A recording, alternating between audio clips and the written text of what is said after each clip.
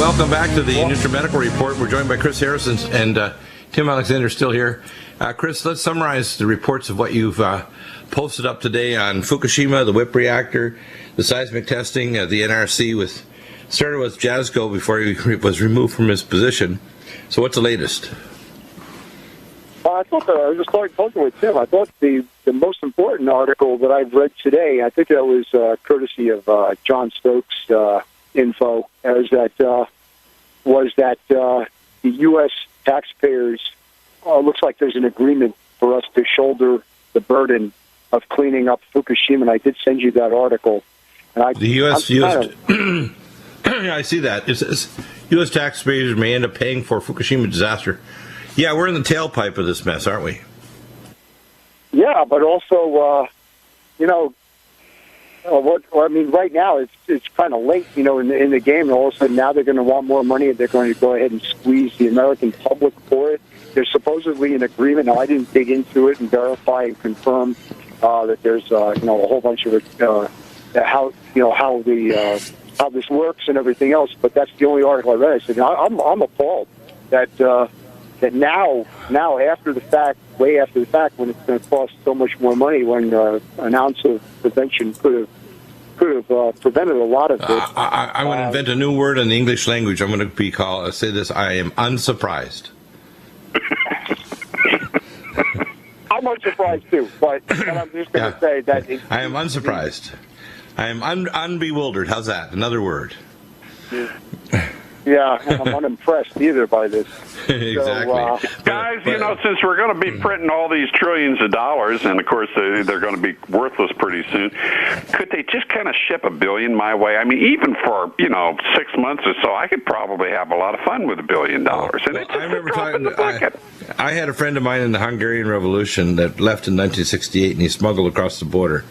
And he was pretty athletic. He was involved as a wrestler in Hungary.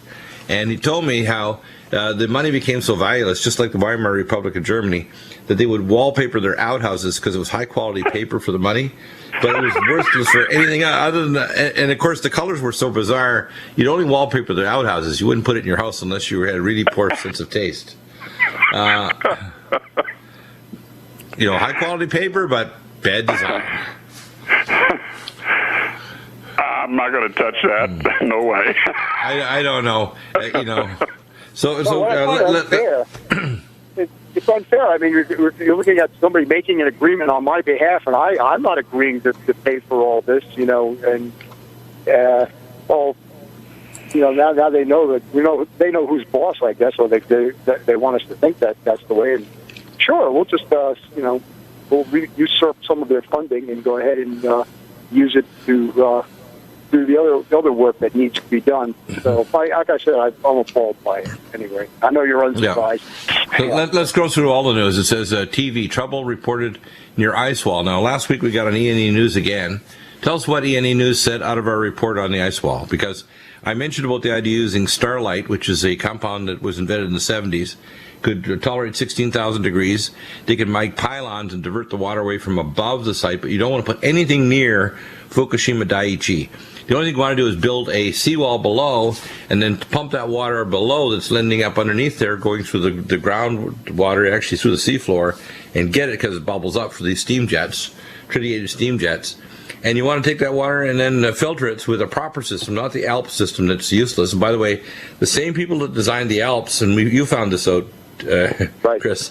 Yeah. The same people. I mean, this is like SNL, Saturday Night Live. The same people were involved with making the kitty litter decision to make green kitty litter, divided by the crazy green idiots at the Department of Energy. So they have green kitty litter that turns these waste containers at sites like the WIPP reactor site in Carlsbad, but also at Hanford and possibly other sites. We don't know because they won't. It's really hard to dig around and find out just how bad these idiots spread this. But they turned them into bombs. And we found also that the criticality of having a hydrogen explosion can cause the plutonium to cause a critical reaction in a nuclear explosion. So if one, say, of 20 or 30 of these containers blows, it's going to cause possibly a nuclear explosion. It'll blow the heck out of the rest of them. It's not surprising WIPP blew up. It's only a matter of time before Hanford and other sites blow up, too. Yeah, So that's what- and also, I guess one other report on there was it's unverified on my end of it, but he doubts that the waste stored in that pod was the low level waste. It was more, well, from judging from where we sit now, if it's higher level waste and maybe fissionable products, we got a big problem. Just like we talked about before. I guess Exactly. CNE news. Getting back to that was cited our discussion of last week was concerning one of my colleagues who I relayed what he pretty much told me to, and he curled his lip at the thought of using an ice wall.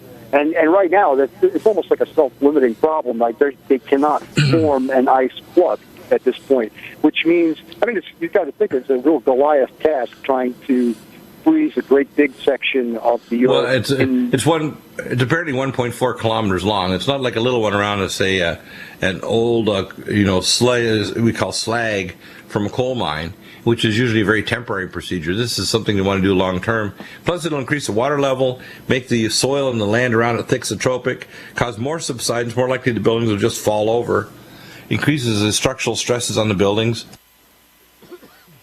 I just think it's beyond insane. It's like the people who are doing this must have radiation cerebritis. Their brains are on fire with nuclear isotopes and radiation-induced astrocyte sickness. So God knows. Yeah, so, they're going to need more. Let's put it this way. If they want this to be successful, it's not powerful enough. In other words, they can't remove enough heat to stop the flowing water and then turn it into a solid, by freezing it. It's not going to work. And then even if it does form a freeze plug, well then, on the other hand, you'll get, just like you said, sinkholes and the thixotropic soil and all the other problems that would create. Right. So in Unit 4, they removed 1,078 fuel rod assemblies. So they're proceeding, but they're getting into more difficult ones. And you mentioned also here in your report that they're the common cooling pool. They're moving now to Unit 6. If you remember, Unit 5 and 6 reactors were still intact, but they turned them off. 5 and 6, there were 6 reactors there. Including, by the way, reactor that was a MOX reactor, Reactor 3, that was actually making plutonium pellets for nuclear detonators. It was an illegal nuclear weapons generation plutonium pellet, which is basically detonators for nuclear weapons facility. The other thing that's going on, I remember taking care of a gentleman by the name of Fairleigh Mowat, and he wrote a book many years ago called Sea of Slaughter. And it was about the abnormal draggers and the abnormal fishing practices in the North Atlantic that destroyed the fisheries, which caused the fisheries to collapse. But what we now have is a collapse of life forms, and there's a number of articles over at Rense.com, because Rense has probably done more work than anybody in collecting articles on all these different things. I'm one step away, by the way, from having my site up as the gamma radiation testing site for Vista, California, which will measure 7 miles in North County, San Diego, just below Pendleton Marine Corps Base at around 1,100 feet elevation, because we're up on the side of a mountain 7 miles in. There's mountains around here, blue granite mountains. Second hardest rock, by the way, in the world. The second hardest is in Scotland. And it'll measure gamma. It's not going to measure the others. It'll just measure gamma. But gamma is what you want. And it'll measure gamma because it's very important to monitor things like cesium. Cesium is a big bad boy. It will not measure strontium because it's a beta emitter. And unless you get a lot of it, you're not going to pick up beta emitters unless you bring it right over by the... But gamma will go right to the front screen of this device. If your count's going up in gamma, it means you're getting a surge of real nasty radioisotopes. Plutonium, which is a gamma emitter, cesium-137. These are nasty, nasty. Concentrates in glands, causes cardiac arrhythmias, destroys brain tissue, all the glands in your body. Nasty stuff. Back in a moment. Welcome back. I'll be on the second hour as a guest tonight on Rense Network, which I am every Thursday night, usually second hour. Sometimes on the second week, I'm in the third hour. And we always spend quite a bit of time on Fukushima, on the WIPP reactor, and on the NRC report by JASCO that started to look at seismic reports and the danger of loss of control of the corium and in the reactor core of nuclear reactors in America because of extreme weather, but especially seismic events. Checking the structural integrity of the reactors to be able to withstand these. And so far, they're burying it with studies on studies. Any new news on what's happening from JASCO's initiated process? Is there anything at all coming out to tell us which reactors have failed the test? Because I know you had one you posted up on the site, Chris, that looked like it was not doing so good. We had another report of one of the reactor sites that's having troubles. Yeah, I think we're going to talk about this. I think it was a Calhoun, right? With these sandbags being that's filled. Exactly the one. I was expecting you to hone right in on that. Yeah, for Calhoun, yeah. To see that. And that's the plant that a couple of years ago in 2011 was shut down for 2 years. And then now it's running again, and it looks like the flood waters are rising in the Missouri River and a couple of the other tributaries. Yeah, some of these aren't even like sites of nuclear reactions that are in danger of seismic, and it's just because the floodplain is higher than even the diesel generators to back up the power. It's stupid design in where they put them. And they're designed to be in tornado zones, or the flood water line is literally above the intake of the diesel generators, so it's going to flood them and they're going to turn off.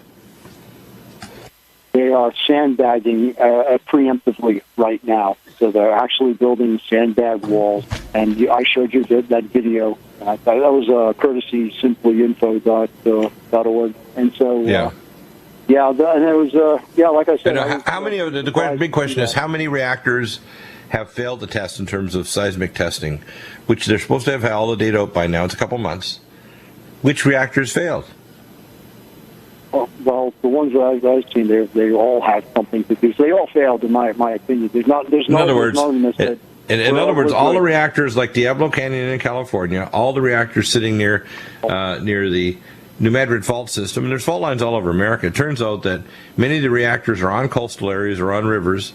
There's, I would say, just as a ballpark, half of the reactors in America are sitting near a fault zone where they can be struck. Half. And a number of other ones are in additional extreme weather, or they're literally designed below the high water mark so the water can flood out the diesel generator so there's no backup power. Guys, you realize if we do get into, if not tomorrow, 5 years down the road, whenever, God knows I don't, World War III, what's going to happen if you have EMP weapons going off, so you lose your grids all over the country? You have bio-war, you have radiation from atomic blast. You're not going to be able to service all these reactors. Well, even if you could get giant Fukushimas everywhere.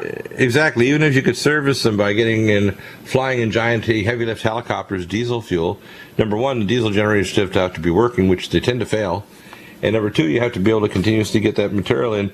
If the freeways are jammed up, because cars have been hit by EMP, so the freeways are all gone, you have to fly it with heavy lift helicopters. You have to have an attack military that can actually do that. Can they appropriate the military forces and heavy lift helicopters to actually service these reactors? Because we can have an entire rash of reactors, even if they're not physically, structurally destroyed, that they lose their backup power that'll eventually go Fukushima. So I think we're literally sitting on, it's like, let's put it this way, it's like having grenades underneath the cushions of your living room chairs while you're watching movies, and someone moves the wrong way and the pin slides out. Whoops. It's like, whoops. That's not wise. So, Chris, that's that issue. The other thing is what's happening at WIPP and at Hanford. Anything new there?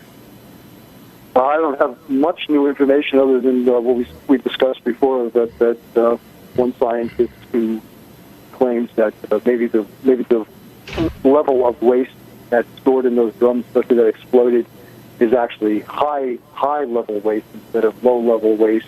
So right. High level means it's fissionable. Or fissionable material that... Right, americium, plutonium, in other words, these are gamma emitters that can induce a critical reaction. They can actually create a critical reaction in a nuclear explosion. The gamma emitters are neutron emitters, right? No, gamma is... the neutron emitters are... oh boy, I gotta go back to my isotopic on this one. There are some that are neutron emitters just spontaneously, and they would decay and give off a neutron, and then they would interact with the fissionable material potentially. But I don't know that that's happening. But I do believe the part about it being a hydrogen explosion due to the decomposition of a green kitty litter. But that causes a whole bunch of problems, and one of them is that it's a huge dirty bomb. I want to revisit this question again, and we talked about it before. We now have a war where Iran is getting in to try to protect the holy sites in eastern Iraq. Strange bedfellows were actually allies with Iran, trying to stop the ISIS from not only destroying the Iraqi government. Not really. That's the image. That's the reality is ISIS is funded by us and controlled and armed by us. Here's the danger. The Israelis, because we gave them long-range tanker bombers and other equipment, including the GB-54 long-range deep bunker buster nukes, they plan on hitting the Bashar reactor and deep centrifuge sites like the Qum Mountain, the Holy Mountain in Iran, these other sites. We could have massive clouds of radiation if they strike the Bashar reactor. How bad would it be if they actually hit with high explosives or nukes the Bashar reactor? What would happen? Well, it depends on where they hit. No, I mean, at the very least, it would remove the ability for them to cool the core, and then you have a problem. I'm talking about the core completely gone. I'm talking about vaporized. The entire site turned to an atomic vapor. You mean aerosolized? Aerosolized. Bashar is now aerosolized. It is now no longer a physical structure. It is now between here and the cosmos. Well, I'll tell you what. That would be the worst possible case, because there would be no way to attenuate or temper that. There would be a fume of death that would stretch to China. Right. Well, our Physicians for Social Responsibility have calculated that if that happened, that the amount of radiation would spread across Myanmar, because it's directly downwind. It would go across southern China, which is the primary dragon cities that make all the industrial work, not North China. It would cross South Korea, Japan, and would head directly toward America. We'd have a giant plume of radiation on top of Fukushima heading toward us. So these morons don't understand. If you start a nuclear war there, and again, it won't just be a one-way deal. Russia is going to use nukes too. They'll nuke Israel. They'll nuke some of these other Islamic cities like Saudi Arabia. In fact, the dialogue going between Mr. Putin, who they now call Tsar Putin, which I think is ridiculous, and the king of Saudi Arabia, is he told them that he would nuke Riyadh, Saudi Arabia, after the nasty comments by the king of Saudi Arabia against Russia. Saudi Arabia was threatening Russia, and that's not a wise thing to do. Russia is not; these are people you don't mess with. So they're not being treated with respect. And again, we need to treat them with respect. They want to make a business deal. They want to be treated with respect. And instead of treating them like, again, in a Christian way, strength, but verify, whether it's nuclear weapons or other things, we could, out of strength, have a deal with the Russians and the Chinese, stop industrial espionage, properly set up tariffs to protect their industry, at the same time help to build up their countries and have some interlocking exchange systems so we don't have massive debt blow our world economy to pieces.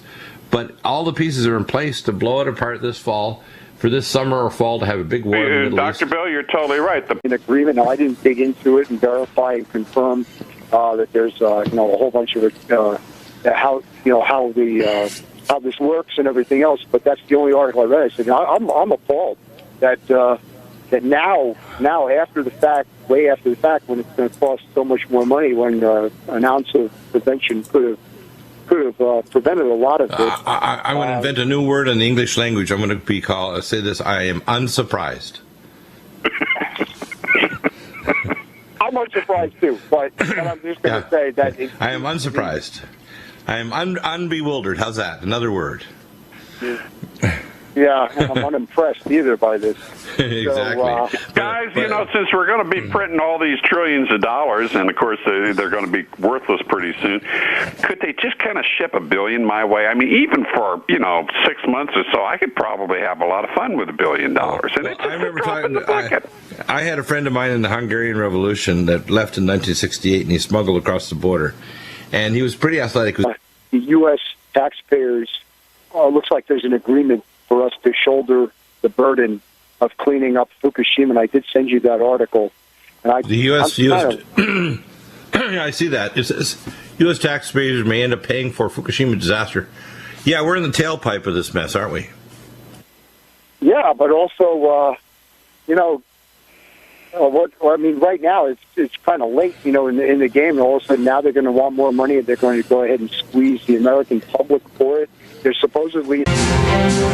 Welcome back to the NutriMedical Report. We're joined by Chris Harrison and Tim Alexander still here. Chris, let's summarize the reports of what you've posted up today on Fukushima, the WIPP reactor, the seismic testing, the NRC started with Jasko before he was removed from his position. So what's the latest? I thought I was just talking with Tim. I thought the most important article that I've read today, I think that was courtesy of John Stokes' info, was involved as a wrestler in Hungary, and he told me how the money became so valueless, just like the Weimar Republic of Germany, that they would wallpaper their outhouses because it was high quality paper for the money, but it was worthless for anything other than that. And of course the colors were so bizarre, you'd only wallpaper the outhouses. You wouldn't put it in your house unless you had a really poor sense of taste. You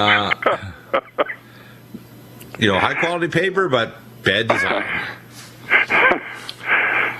I'm not going to touch that. No way. I don't know. You know.